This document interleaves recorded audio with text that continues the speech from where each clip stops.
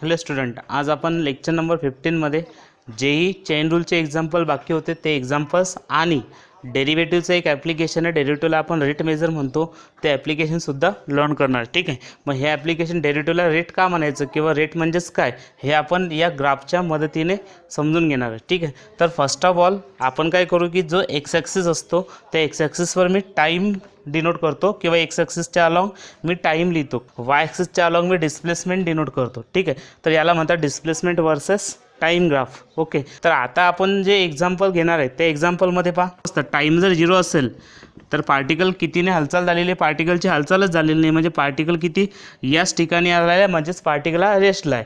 पण जर x ॲक्सिसच्या along जर समजा असा टाईम वाढत जर गेला आणि पार्टिकल समजा या 1 सेकंदपर्यंत टाईम जर आला, समजा पार्टिकल जर मूव्ह होत गेला समजा असं समोर, तर काय होईल, इकडे टाईमसुद्धा वाढत जाईल आणि इकडे डिस्प्लेसमेंटसुद्धा वाढत जाईल. मग असं काय होईल की समजा या ठिकाणी आला पार्टिकल, लेटेस्ट सपोज दॅट त्याने ओरिजिनपासून स्टार्ट केला, तर after some time particle is at the position A. समजा काही वेळानंतर पार्टिकल ए या पोझिशनमध्ये आला. मग ए या पोझिशनवर जर पार्टिकल आला असेल तर काय झालं की या ठिकाणी मी त्याचे एक्स ॲक्सिस आणि वाय ॲक्सिसवर मार्क करतो. ठीक आहे. एक्स ॲक्सिसवर जर आलो आपण तर या ठिकाणी टाईम किती आहे, 1 सेकंद, आणि वाय ॲक्सिसवर जर गेलो समजा तर वाय ॲक्सिसवर डिस्प्लेसमेंट किती आहे, 2 सेंटीमीटर. म्हणजे ए ही जी पोझिशन आहे या ए पोझिशनलाच, म्हणजे एका सेकंदात पार्टिकल ए या पोझिशनवरती आला. मग एका सेकंदात पार्टिकल ओरिजिनपासून ए या पोझिशनवर आला तर त्याने काय केलं, एका सेकंदामध्ये पार्टिकलने 2 सेंटीमीटर हे डिस्प्लेसमेंट कव्हर केलं. ओके. तर आफ्टर सम टाईम सिमिलरली, म्हणजे आता मी काय म्हणतो, एका सेकंदामध्ये पार्टिकलने किती डिस्प्लेसमेंट कव्हर केलं, आणि हे जे मेजर करणे की एका सेकंदामध्ये पार्टिकल कितीने मूव्ह होतो किंवा कितीची हालचाल होते त्यामध्ये, हे जे मेजर करणे असते या मेजर करण्यालाच म्हणतो आपण रेट मेजर किंवा डेरिव्हेटिव्ह. ठीक आहे. म्हणजे एका क्वांटिटीनुसार दुसरी क्वांटिटी कशी चेंज होते हे मेजर करणे म्हणजेच रेट मेजर करणे, आणि त्यालाच म्हणतो आपण मॅथमॅटिकली डेरिव्हेटिव्ह. ठीक आहे. आणि याला जर सिम्बॉलिकली दाखवायचं असेल तर त्याला आपण असं लिहितो डी. कारण आपण जे या क्वांटिटीमधला जो चेंज आलेला आहे तो चेंज मोजतो विथ रिस्पेक्ट टू टाईम, कारण टाईम तर स्वतः चेंज होत जाणार आहे. म्हणजेच काय, डिस्प्लेसमेंटला जनरली डिनोट करतात यसने. ओके. तर याला वाचताना काय वाचायचं की derivative of S with respect to time, म्हणजेच काय, derivative of displacement with respect to time. म्हणजे डिस्प्लेसमेंट कोणानुसार चेंज होणार आहे, आता टाईमनुसार चेंज होणार आहे. जर हे जे मेजर करतात तर या मेजर करण्यालाच म्हणतात रेट. ओके. तर it is called as the ds/dt.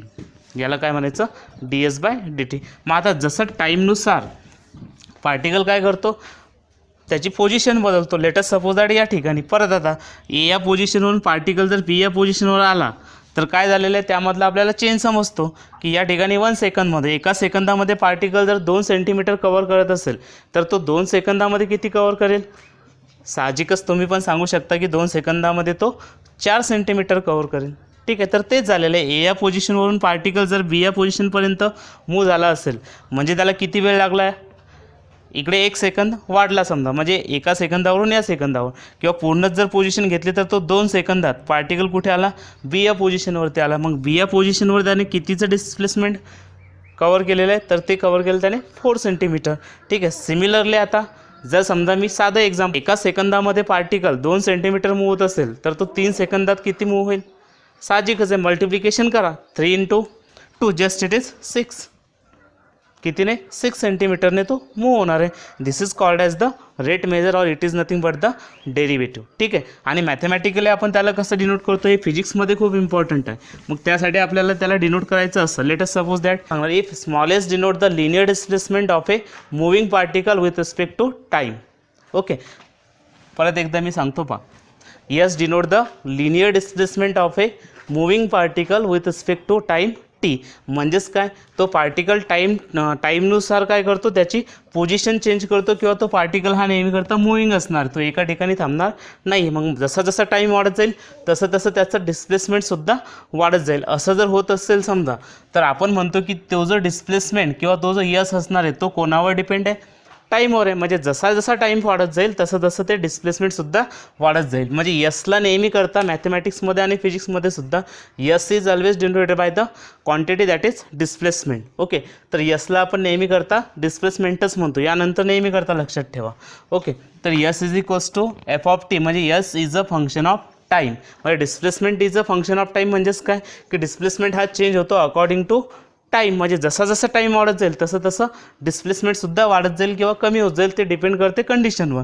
ठीक आहे, तर आफ्टर दॅट जे डिस्प्लेसमेंट असतं त्याला जर आपण डिफरन्शिएट केलं, ओके लक्ष द्या, जे डिस्प्लेसमेंट असतं यस त्याला जर आपण डिफरन्शिएट केलं with respect to time, then it is called as the velocity. काय म्हणायचं त्याला, it is called as the velocity.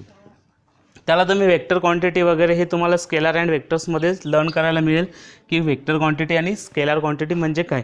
आपण सध्या मॅथमॅटिकली असं घेणं. ओके, वेलॉसिटीला नेहमी करता डिनोट करता स्मॉल व्हीने, आणि डिस्प्लेसमेंटला जर आपण टाईमसोबत डिफरन्शिएट केलं, डिफरन्शिएट कसं करायचं काय करायचं हे आपण लेक्चर 14 आणि मागील लेक्चरमध्ये लर्न केलेलं आहे 7, 8, 9मध्ये. ठीक आहे, तर v is equals to ds by dt, म्हणजे derivative of displacement with respect to time is called as the velocity. आणि जर वर्डमध्ये जर त्याला रीडिंग करायचं असेल तर it is called as rate of change of displacement with respect to time. म्हणजेच काय की तो जो चेंज होतो डिस्प्लेसमेंटमध्ये कोणानुसार चेंज होतो, तो टाईमनुसार, हे मेजर करणे म्हणजेच काय, it is called as the velocity. म्हणजे जो डिस्प्लेसमेंटमध्ये चेंज आलेला आहे तो चेंज आपल्याला मेजर करायचा विथ रिस्पेक्ट टू टाईम. म्हणजे टाईममध्ये जसा जसा चेंज होत जाईल त्यानुसार डिस्प्लेसमेंटमध्ये काय चेंज होणार आहे हे मेजर करणे म्हणजेच काय, it is called as the velocity. ठीक आहे, आफ्टर दॅट जर वेलॉसिटी तुम्हाला मिळाली असेल, वेलॉसिटीला जर तुम्ही डिफरन्शिएट केलं, वेलॉसिटीला डिफरन्शिएट करा with respect to time, then we get acceleration. काय म्हणायचं त्याला, it is called as acceleration. And acceleration is always denoted by small letter that is small A. आणि तुम्हाला काय करतात, असे एक्झाम्पल असतात की त्या ठिकाणी एखाद्या पार्टिकलची व्हेलॉसिटी काढायची सांगतात आणि एखाद्या पर्टिक्युलर टाईमसाठी सांगतात. ओके, तर त्याला आपण इन्स्टंटॅनियस व्हेलॉसिटी म्हणतो आणि त्यालाच आपण पुढे चालून इन्स्टंटॅनियस ॲक्सेलरेशनसुद्धा म्हणतात dv/dt ला. ठीक आहे, तर derivative of velocity with respect to time is always called as acceleration. मग ॲक्सेलरेशनमध्ये परत एकदा लक्ष द्या, dt ऑफ v, पण v काय होता आपल्याकडे, v होता ds/dt. मग ds/dt मी v ची व्हॅल्यू या ठिकाणी रिप्लेस करतो, किती आली, ds/dt आलेली आहे. ठीक आहे, तर मग हा झाला ds/dt. या ठिकाणी परत एकदा थोडंसं लक्ष द्या, dd रिपीट झालेला आहे म्हणून त्याचा घेतो मी या ठिकाणी स्क्वेअर, म्हणजे it is d square. Okay, yes एकदा झालेला आहे म्हणून यस. ठीक आहे, अजून dt आणि dt हे दोन्ही रिपीट झालेले आहेत, म्हणजे dt इंटू dt काय झालं असतं, dtचा स्क्वेअर झाला असता. पण याला रीडिंग करताना असं रीड करतात d2s अपॉन dt स्क्वेअर. याचा अर्थ काय की डिस्प्लेसमेंटला, यस म्हणजे डिस्प्लेसमेंटला दोनदा जर डिफरन्शिएट केलं तर आपल्याला मिळतं ॲक्सेलरेशन. काय सांगतो, डिस्प्लेसमेंटला दोनदा डिफरन्शिएट केलं d2s अपॉन dt स्क्वेअर, म्हणजेच काय डिस्प्लेसमेंटला दोनदा डिफरन्शिएट जर केलं तर मिळत असतं ॲक्सेलरेशन. ठीक आहे, तर सिमिलर आता काय करायचं, हे it is called as the acceleration. ॲक्सेलरेशनला जर आपण वर्डमध्ये डिफाईन केलं अगेन फिजिकली, तर it is nothing but rate of change of velocity with respect to time. म्हणजेच काय करायचं, रेट काढायचा, म्हणजेच काय करायचं, तुम्हाला त्या ठिकाणी त्याला डिफरन्शिएट करायचं. यानंतर लक्षात ठेवा, रेट फाइंड आउट करणे म्हणजेच काय, त्याला तुम्हाला डिफरन्शिएट करत जाणे. पहा तुम्हाला प्रॉब्लेम कसे डिझाईन करतात, तर तुम्हाला डिस्प्लेसमेंट दिलं असतं, तर डिस्प्लेसमेंटवरून तुम्हाला काय काय कॅल्क्युलेट करायला सांगतील. पहा, डिस्प्लेसमेंटसोबत रिलेटेड कोण आहे, व्हेलॉसिटी, आणि व्हेलॉसिटी कोणाशी रिलेटेड आहे, सॉरी ॲक्सेलरेशन कोणाशी रिलेटेड आहे, व्हेलॉसिटीची, व्हेलॉसिटी कोणाशी रिलेटेड आहे, डिस्प्लेसमेंटची. ओके, तर प्रॉब्लेम असे डिझाईन केलेले असतील, तुम्हाला डिस्प्लेसमेंट हा दिलेला असतो. डिस्प्लेसमेंट हे एखादं मॅथमॅटिकल इक्वेशन देतात आणि ते टाईममध्ये असतं, टाईम म्हणजे टी या व्हेरिएबलमध्ये असतं.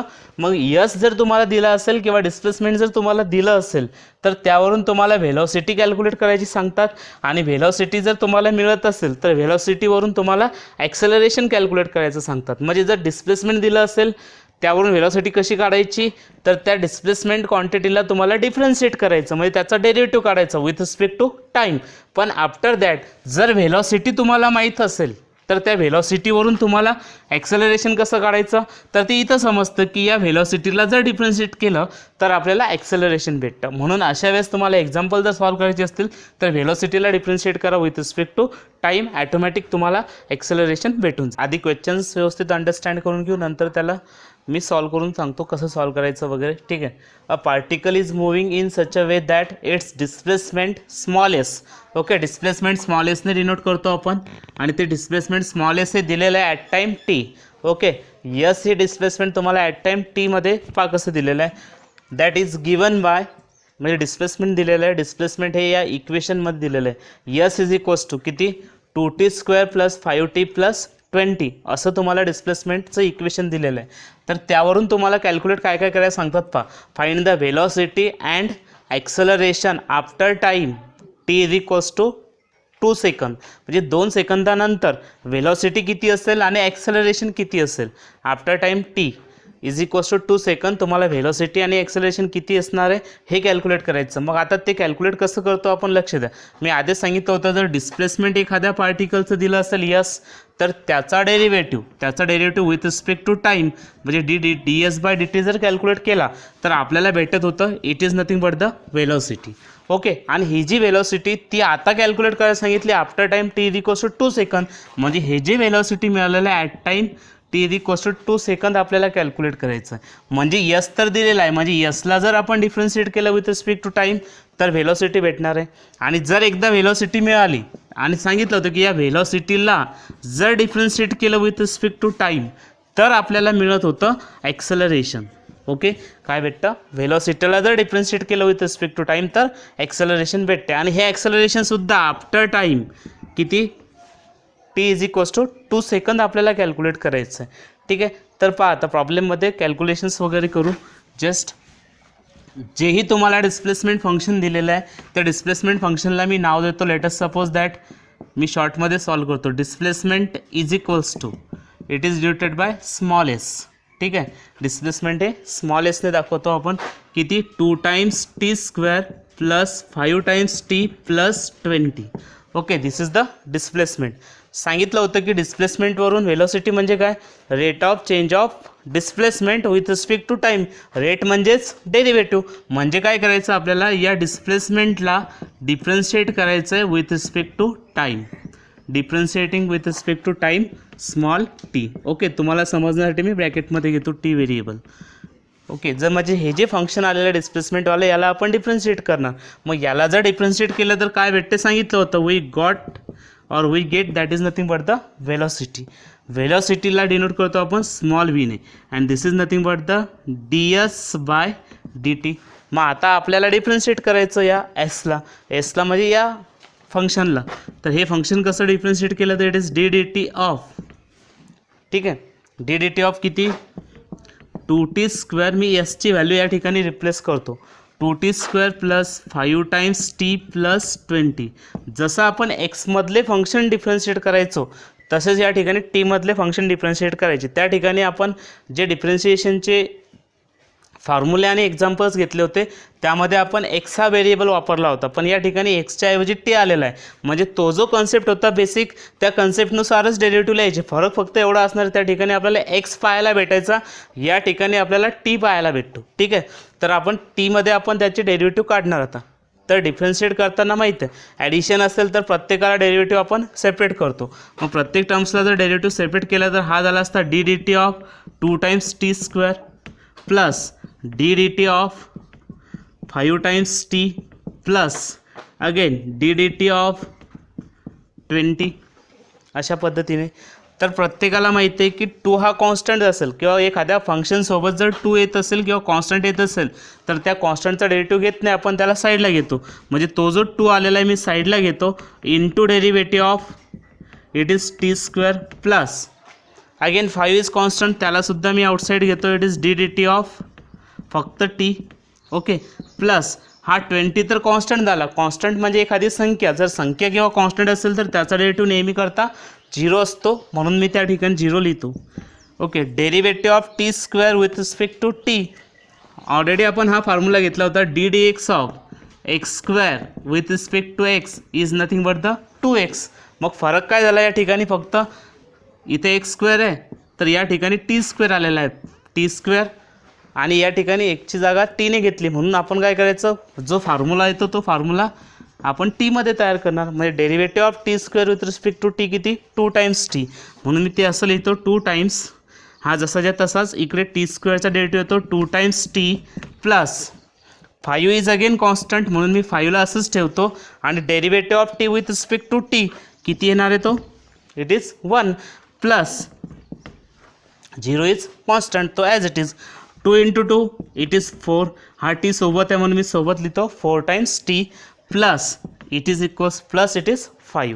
ओके, म्हणजेच तुम्हाला आता व्हेलॉसिटी किती मिळाली, 40 प्लस 5, आणि ही जी व्हेलॉसिटी आलेली आहे आपल्याला त्याला म्हणतो आपण d S by D t. Okay, तर ही व्हेलॉसिटी मिळालेली तुम्हाला v is equals to d S by D t किती, 4 टाइम्स टी प्लस 5. ठीक आहे, तर याला देऊ आपण, late us suppose this is equation first, it is equation second. तर आता काय करायचं आहे पहा, तुम्हाला व्हेलॉसिटी तर विचारलेली आहे, पण व्हेलॉसिटी कधी, after time T is equals to 2 second, 2 सेकंदानंतर व्हेलॉसिटी विचारलेली. म्हणजेच काय करायचं, after time T is equals to 2, म्हणजे या ठिकाणी आफ्टर टाईम 2 सेकंद, 2 सेकंदानंतरची व्हेलॉसिटी. मग 2 सेकंदानंतरची व्हेलॉसिटी म्हणजेच काय करायचं, या व्हेलॉसिटीमध्ये जिथे जिथे टी दिसतो त्या ठिकाणी तुम्हाला 2 रिप्लेस करायचे आहेत. म्हणजे याला सॉल्व जर केलं आपण तर ते असं होईल, that is D S by D T at time किंवा after time T is equals to 2 असं लिहितात खाली सफिक्समध्ये. ठीक आहे, आणि हे व्हेलॉसिटी असंच घेतो मी समोर. तर काय करतात, या इक्वेशनमध्ये जिथे जिथे टी आहे त्या ठिकाणी तुम्हाला 2 रिप्लेस करायचा. 2 जर रिप्लेस करायचं it is 4 into 2, okay, plus 5, 4 दुनी 8, 8 आणि 5 13. This is nothing, therefore the velocity of the particle is nothing but the 13. Okay, तर व्हेलॉसिटी ऑफ द पार्टिकल तुम्हाला दिलेली it is 13 unit per second. Okay, या ठिकाणी तुम्हाला displacement हे काही एखाद्या युनिटमध्ये दिलेलं नाही, डिस्प्लेसमेंट सेंटीमीटरमध्ये नाही आहे किंवा मीटरमध्ये तुम्हाला दिलेलं नाही आहे, म्हणून या ठिकाणी आपण त्याला लिहिताना व्हेलॉसिटीला असं लिहितात युनिट पर सेकंद. पहा, व्हेलॉसिटी आपल्याला अशी मिळाली होती, velocity v is equals to 40 plus 5, हे इक्वेशन होतं व्हेलॉसिटीचं. ओके, तर आपण आता कॅल्क्युलेट करणार आहे ॲक्सेलरेशन. मग ॲक्सेलरेशन म्हणजेच काय, व्हेलॉसिटीला जर डिफरन्शिएट केलं विथ रिस्पेक्ट टू टाईम तर आपल्याला ॲक्सेलरेशन मिळतं. म्हणून मी समोर लिहितो differentiating with respect to small t, म्हणजे मी टी सोबत याला डिफरन्शिएट करतो. टी सोबत जर डिफरन्शिएट केलं व्हेलॉसिटीला तर मिळत असतं ॲक्सेलरेशन. ओके, ॲक्सेलरेशनला डिनोट करतो स्मॉल लेटर स्मॉल एने, आणि that is equals to derivative of velocity with respect to time. ही त्याची झाली डेफिनेशन. म्हणजे acceleration is equals to D V by D T, आणि D V by D T तर मी याला डिफरन्शिएट करतो आता. तर जी व्हीची किंमत होती ती मी या ठिकाणी रिप्लेस करतो. व्ही किती मिळाला, 40 प्लस 5. मग 40 प्लस 5 मिळाला तर it is nothing but the 40 plus 5. Okay, तर हे झालं जे ॲक्सेलरेशन आहे, हे ॲक्सेलरेशन आहे ॲट टाईम टी. ओके, तर 40 प्लस 5ला आपण डिफरन्शिएट करा, म्हणजे तसंच परत एकदा डेरिव्हेटिव्ह सेपरेट करा. जर डेरिव्हेटिव्ह प्रत्येकाला सेपरेट केला तर d d t of 40 plus d d t of 5. मग derivative of this 4 is constant into derivative of T with respect to t plus 5 तर कॉन्स्टंट आहे. कॉन्स्टंट माझी संख्या, कोणत्याही संख्येची डेरिव्हेटिव्ह आपण किती घेतो, 0. therefore it is nothing but the 0. After that 4 into derivative of T with respect to t, किंवा कोणत्याही व्हेरिएबलचा डेरिव्हेटिव्ह स्वतः सोबत घेतला तर तो नेहमी करता 1 असतो. therefore it is 4 into 1 plus 0. After that 4 into 1 is 4 plus 0 means it is equals to 4. Acceleration of a particle at any time is always equals to 4. म्हणजेच तुम्हाला आता ॲक्सेलरेशन हे मिळालेलं आहे स्मॉल ए, किंवा आपण त्याला D V by D T म्हणतो, that is nothing but the 4. Okay, पण after time T is equals to 2 सेकंदसाठी काढायचं आहे, म्हणून मी लिहितो या ठिकाणी स्मॉल ए किंवा d V by D t. Okay, at time T is equals to 2, म्हणजे टाईम हा 2 सेकंद असताना ॲक्सेलरेशन किती होईल. मग आपलं काय काम असतं की ज्या ज्या ठिकाणी त्या इक्वेशनमध्ये टी दिसतो तिथे 2 रिप्लेस करा. मग या ठिकाणी तुम्हाला टी आहे किंवा नाही आहे ते चेक करा. फक्त 4 दिसतो, टी वगैरे दिसत नाही आहे, म्हणून आपल्याला काय करायचं या ठिकाणी 4च ठेवायचं आहे. कारण टी असता तर मी त्या ठिकाणी 2 रिप्लेस केले असते, पण इथं टी वगैरे नाही आहे म्हणून ते 4च मिळेल. आणि acceleration of particle is nothing but the acceleration असं म्हणतात unit per second square. Okay. तर नाव एक्झाम्पल नंबर सेकंड परत एकदा आपण क्वेश्चन अंडरस्टँड करून घेऊ, नंतर त्याला सॉल्व्ह करू. Okay. The displacement yes of a particle at a time t, परत डिस्प्लेसमेंट दिलेलं आहे at time t, is given by the equation. कोणतं इक्वेशन पहा, s is equals to t cube minus 40² minus 5t, fine it's velocity and acceleration at time t is equals to 2. परत एकदा at time t is equals to 2 तर same आहे, फक्त त्यांनी हे डिस्प्लेसमेंटचं equation बदललेलं आहे. म्हणजे जे एक्झाम्पल नंबर 1 आपण सॉल्व केलं होतं सेम फॉर्ममध्ये दुसरं एक्झाम्पल सॉल्व करायचं. ओके. तर मी डायरेक्टली स्टार्ट करतो. परत एकदा तुम्हाला आता डिस्प्लेसमेंट, व्हेलॉसिटी आणि ॲक्सेलरेशन म्हणजे काय हे चांगलं समजलं असेल की मॅथमॅटिकली आपण त्याला कसं सॉल्व करणार आहे, आणि याच टाईपचे एक्झाम्पल तुम्हाला फिजिक्समध्ये सुद्धा सॉल्व करायचे. ओके. तर first of all let us suppose that displacement S दिलेला आहे, किती आहे तर तो दिलेला आहे तुम्हाला, त्या इक्वेशननुसार आपण लिहिणार गिवन दॅट किती आहे, S is given that is displacement हे दिलेलं आहे. मग डिस्प्लेसमेंट किती, T cube minus 40² minus 5t. तर आता आपल्याला काय व्हेलॉसिटी आणि ॲक्सेलरेशन कॅल्क्युलेट करायला सांगितले. तर आधी व्हेलॉसिटी किती असते ते कॅल्क्युलेट करू. व्हेलॉसिटी म्हणजेच काय, rate of change of displacement, म्हणजे डिस्प्लेसमेंटला डिफरन्शिएट करा विथ रिस्पेक्ट टू टाईम, मग मिळणार आहे तुम्हाला व्हेलॉसिटी. आणि आफ्टर दॅट जर व्हेलॉसिटीला डिफरन्शिएट केलं आपण विथ रिस्पेक्ट टू टाईम तर मिळत असतं ॲक्सेलरेशन. मग मी व्हेलॉसिटी लिहितो डायरेक्टली. व्हेलॉसिटी म्हणजेच किती, ds/dt, म्हणजेच डिस्प्लेसमेंटचा derivative with respect to time. तर समोर मांडणी जर केली तर dt of this T cube, okay, minus 4 times t² minus 5 times t. तर आता काय करू आपण याला, लेट अस सपोज दॅट प्रत्येकाला डेरिव्हेटिव्ह सेपरेट करणे हे आपलं पहिलं काम असतं. तर फर्स्ट ऑफ ऑल मी डेरिव्हेटिव्ह सेपरेट करतो. डेरिव्हेटिव्ह जर सेपरेट केला आपण तर असं लिहिता येईल, किंवा मी या साईडला घेतो आधी, एसची व्हॅल्यू आपण रिप्लेस करू dt ऑफ एस किती, T cube minus 4 times t² minus 5 times t. Okay. After that प्रत्येकाला डेरिव्हेटिव्ह सेपरेट करणे हे पहिलं काम असतं. ओके. ॲडिशन आणि सबट्रॅक्शन जर असतील तर आपण काय करतो, प्रत्येक टर्मला डेरिव्हेटिव्ह सेपरेट करतो.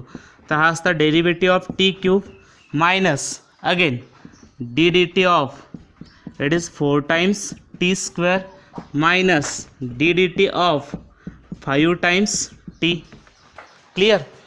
After that it is T क्यूबचा डेरिव्हेटिव्ह किती येतो माहिती आहे, बाय पॉवर फंक्शन. पॉवर फंक्शनचा फॉर्म्युला होता आपल्याकडे ddx of X cube, already solve करून ठेवलेला आहे आपण. इट इज एक्स क्यूबचा डेरिव्हेटिव्ह असतो 3x². फक्त त्या ठिकाणी एक्स हा व्हेरिएबल आहे, या ठिकाणी व्हेरिएबल टी आलेला आहे, म्हणून मला याचा डेरिव्हेटिव्ह लिहायचा आहे 3 times t². Okay. 40² derivative, 40² derivative असा होईल dt of 4 times t². 4 constant आहे, तो डेरिव्हेटिव्हच्या बाहेर घेतो, आणि t² derivative dt of t². Already we know that derivative of x², derivative of x² किती असतो, 2x असतो. तर त्याच फॉर्ममध्ये derivative of t² with respect to t किती होणार आहे, 2 टाइम्स t. म्हणून मी या ठिकाणी लिहितो, 4 तर कॉन्स्टंट आहे म्हणून मी 4 इथे घेतो, आणि t² डेरिव्हेटिव्ह, तर या t² डेरिव्हेटिव्ह आला असता 2 times t. Okay. Minus again dt of 5 times t. 5 times t तर हा स्केलर मल्टिप्लिकेशनचा रूल होता, त्याच्यानुसार आपण त्याला लिहितो डेरिव्हेटिव्ह ऑफ 5t. काय झालं असतं, परत एकदा 5 संख्या आहे, कॉन्स्टंट आहे, तो डेरिव्हेटिव्हच्या बाहेर आला असता. आणि derivative of t with respect to t सगळ्यांना माहीत आहे तो 1 असतो म्हणून. ओके.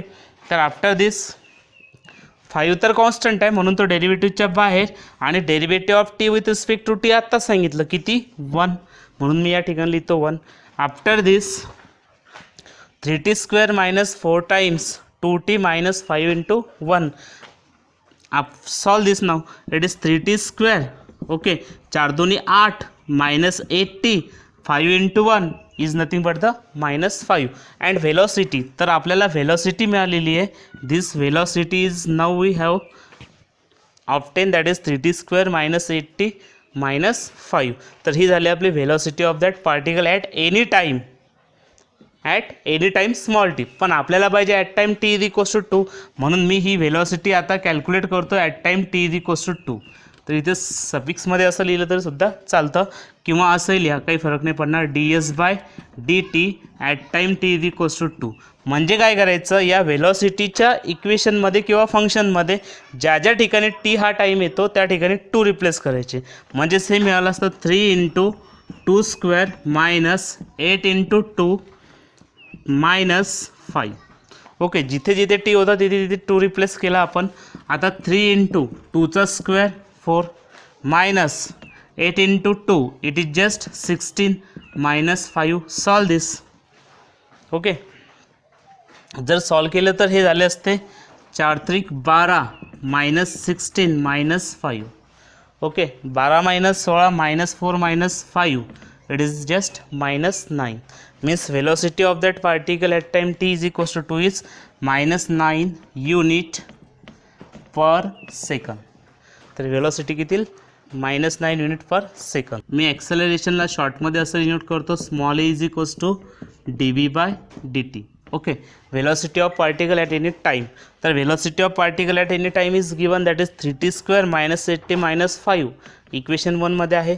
मी व्हॅल्यू रिप्लेस करतो या ठिकाणी. It is dt of velocity v ची व्हॅल्यू किती आहे, 3t² - 8t 3t² - 8t minus it is the 5.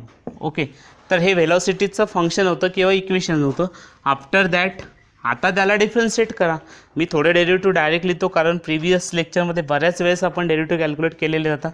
3 × derivative of t² with respect to T आला असता 2 times t minus 8 × derivative of T with respect to T is 1. Therefore मी या ठिकाणी 1 लिहितो separate करून. ओके, डेरिव्हेटिव्ह या ठिकाणी सेपरेट करून आपण डेरिव्हेटिव्ह काढले तर ते असे मिळाले असते. ओके, -5 आलेला आहे. 5 कॉन्स्टंट आहे आणि कॉन्स्टंटचा डेरिव्हेटिव्ह आपण सांगितलेलं आहे की 0 येतो, म्हणून मी या ठिकाणी 0 लिहितो. ठीक आहे. आफ्टर दिस कॅल्क्युलेशन्स करा. 3 × 2 = 6 6 टाइम्स टी मायनस 8 × 1 इज 8. 0 लिहायची गरज नाही आहे. This is nothing but the acceleration. Okay, ॲक्सेलरेशनला असं लिहिलं तर चालतं शॉर्टमध्ये. आफ्टर दॅट हे झालं acceleration of a particle at any time. पण आपल्याला काय पाहिजे, acceleration of particle at time t is equals to 2 second. मग at time t is equals to 2 second आपल्याला ॲक्सेलरेशन कॅल्क्युलेट करायचं आहे. म्हणजेच काय, हे acceleration at time t is equals to 2, म्हणजे ॲक्सेलरेशनच्या इक्वेशनमध्ये ज्या ज्या ठिकाणी t दिसतो त्या ठिकाणी त्याची किंमत 2 रिप्लेस करा. तर हे झालं असतं 6 × 2 - 8. हे झालं असतं 6 × 2 = 12 - 8 दॅट इज 4. आणि त्याला युनिटमध्ये लिहितो मी, unit per second square. Okay, acceleration of particle is 4 unit per second square.